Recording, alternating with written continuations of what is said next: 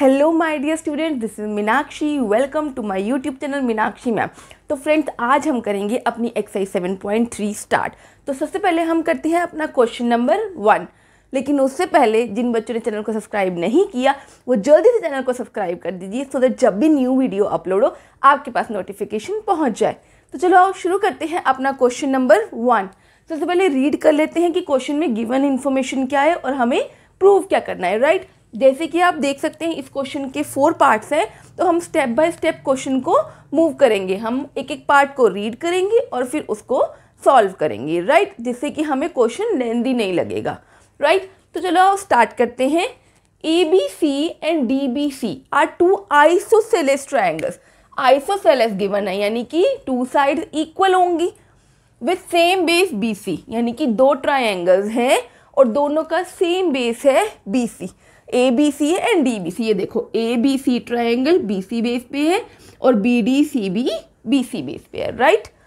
और उसकी जो वर्टिसेस हैं, फर्स्ट ट्रायंगल की A वर्टिस और सेकंड ट्रायंगल की D वर्टेक्स, वो क्या है, are on the same side BC, यानी कि BC की सेम साइड पे है। If AD is extended, AD को थोड़ा सा हमने एक्सटेंड कर दिया तो वो इंटरसेक्ट करता है BC को पॉइंट P पे। तो ये तो थी हमें गिवन इन्फॉर्मेशन। अब हमें प्रूव क्या करना है, हमें प्रूव करना है ट्रायंगल ABD। कौन सा है ट्रायंगल ABD, ये रहा ABD। ये वाला ट्रायंगल कॉन्ग्रुएंट करना है ACD के, ये वाले ट्रायंगल के ACD के, राइट। जब भी हमें कॉन्ग्रुएंट प्रूव करना होता है तो हम क्या करते हैं, हमें 3 चीज़ें चाहिए इक्वल, तो हम सबसे पहले वही काम कर लेते हैं। फर्स्ट पार्ट पे आते हैं। तो क्या था, इन ट्रायंगल सबसे पहले लिख लेंगे, in triangle ABD and triangle ACD, right. जो कॉन्ग्रुएंट प्रूव करने हैं वो हमने लिख दिए, ABD एंड ACD। अब इसमें 3 चीज़ें कौन सी हैं, ध्यान से देखो। AB और AC आपस में इक्वल है, AB इक्वल्स टू AC। क्यों इक्वल है, क्योंकि ABC एक आइसोसेलेस ट्रायंगल है। तो यहाँ पे लिख देंगे because ABC is an isosceles triangle, right. अब दूसरी चीज़ क्या होएगी, दोनों में AD कॉमन है, राइट। तो मैं लिख दूंगी AD इक्वल्स टू AD। क्यों, क्योंकि ये तो कॉमन आर्म है, राइट। नेक्स्ट क्या होगा, BD इक्वल्स टू DC। क्यों इक्वल है BD और DC, क्योंकि BDC भी तो एक आइसोसेलेस ट्रायंगल है और आइसोसेलेस ट्रायंगल की 2 साइड्स इक्वल होती हैं। तो लिख देंगे because BDC is an isosceles triangle, right.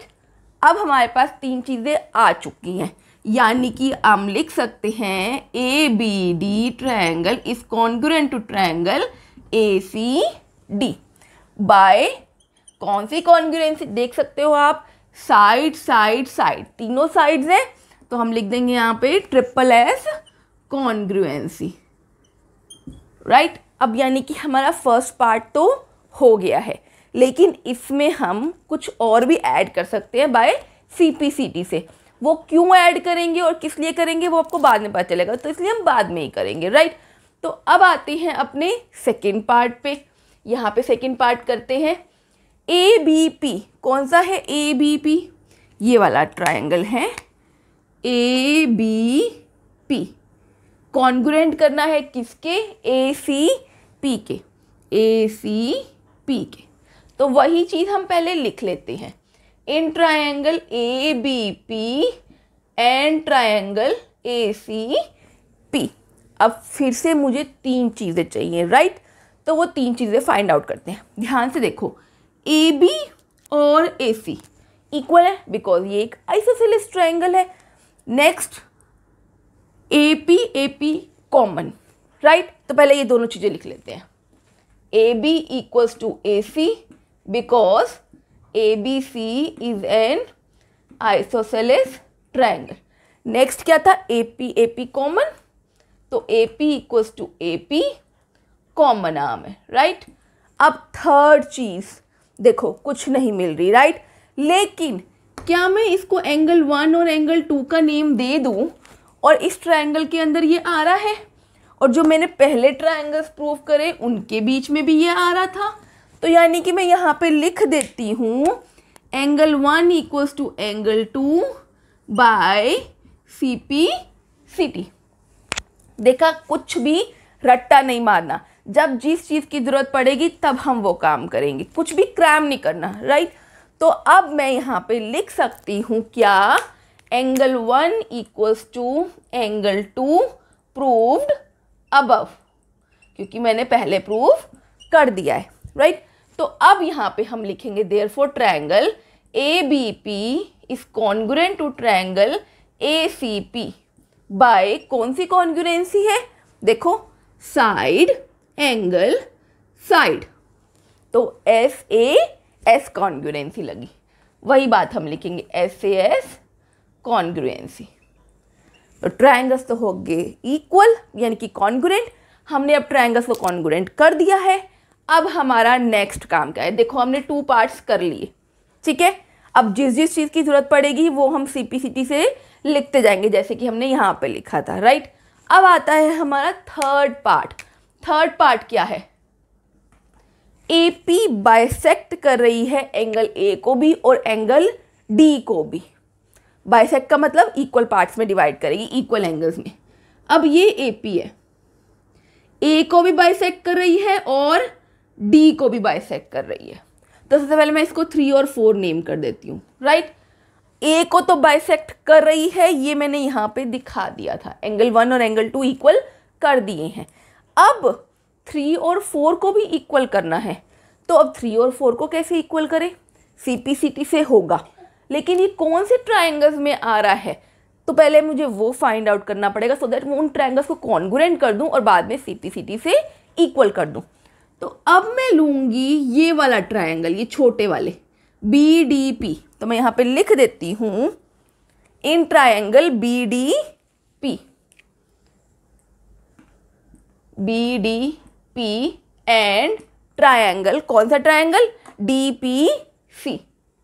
DPC। अब कॉन्ग्रुएंट प्रूव करना है तो फिर से 3 चीज़ें चाहिए। देखो बहुत इजी है, वही सब चल रहा है सब कुछ। BD को DC के इक्वल है ही, क्यों, क्योंकि BDC is an isosceles triangle. तो लिख देती हूँ BD इक्वल्स टू DC, क्यों, because BDC is an isosceles triangle, right. BDC एक आइसोसेलेस ट्रायंगल। अब DP दोनों में आ रहा है, तो लिख देती हूँ DP इक्वल्स टू DP, क्यों, क्योंकि ये तो कॉमन है। अब तीसरी चीज़ नहीं मिल रही मुझे, राइट। तो अब आप ध्यान से देखो, जब मैंने ये वाले ट्रायंगल कॉन्ग्रुएंट प्रूफ करे थे यहाँ पर, तो यहाँ पे BP और PC भी तो आ रहा था ना, आ रहा था। तो मैं वही चीज़ यहाँ पे लिख दूंगी BP इक्वल्स टू PC, ये देखो BP equals to PC by CP CT। देखा, कुछ भी रट्टा नहीं मारना, जब जिस चीज़ की ज़रूरत पड़ेगी हम तब वो काम करेंगे। जब मैंने ये 2 ट्रायंगल्स कॉन्ग्रुएंट प्रूव कर दिए तो इनके कॉन्ग्रुएंट पार्ट्स भी इक्वल होंगे, तो वो हमने यहाँ पे लिख दिया है। तो अब हम यही चीज़ लिखेंगे BP equals to PC proved above. अब देखो 3 चीज़ें आ गई, यानी कि ट्रायंगल हो गए congruent. Therefore triangle BDP is congruent to triangle DPC, sorry गलत हो गया, DPC। अब कौन सी कॉन्ग्रुएंसी लग रही है, ध्यान से देखो, ये भी साइड और ये भी साइड, तीनों साइड्स हैं, यानी कि बाय SSS कॉन्ग्रुएंसी से ट्रायंगल्स हो गए कॉन्ग्रुएंट। ट्रायंगल तो हो गए कॉन्ग्रुएंट, लेकिन मुझे ट्रायंगल तो कॉन्ग्रुएंट प्रूफ करने ही नहीं थे, मुझे चाहिए क्या, मुझे 3 और 4 एंगल्स इक्वल चाहिए थे। तो मैं वही चीज़ यहाँ पे लिख देती हूँ ना, angle 3 equals to angle 4 by CP CT।